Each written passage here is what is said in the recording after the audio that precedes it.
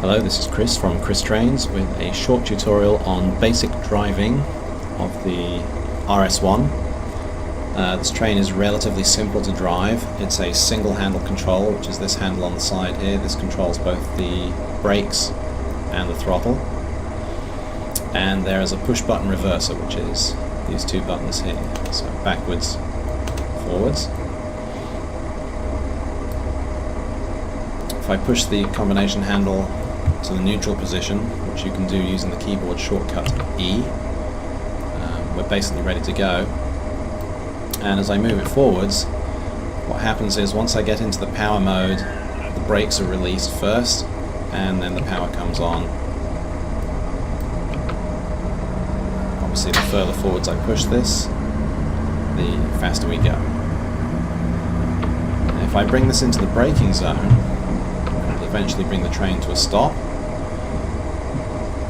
And this train has a holding brake, so if you watch the brake meter over here, once we come to a complete stop, the holding brake will apply more pressure to the brakes just to hold the train in place once we're stopped. So that's the holding brake. If I push this forwards, it releases the brake, and then we start going again.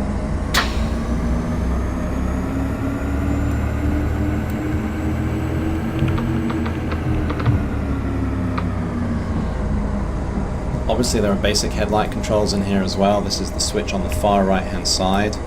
If you pull the switch down, it's headlights white at the front, red at the back. Keyboard shortcut H also turns those on and off. There's also a basic cruise control system in here. So let's say I want to try and hold a speed of about, let's say 45 kilometers an hour. What I can do is I can get the speed up to what I want. Then I can either use the keyboard shortcut or I can push the cruise control light up here. Oops. Oh yes. Cruise control can only be engaged if the throttle is in a power position, not in the neutral position, and not in a braking position. That's why it wouldn't come on just then.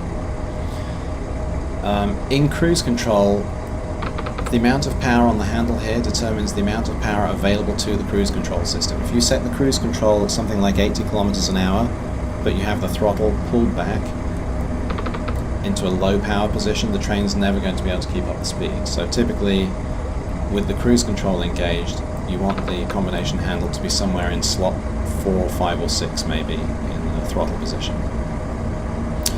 As soon as you get the throttle into neutral, cruise control is turned off, and then once you brake, obviously cruise control remains off.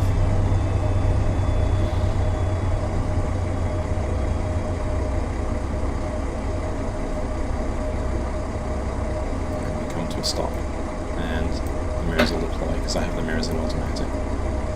So that concludes this basic tutorial on basic driving of the RS1.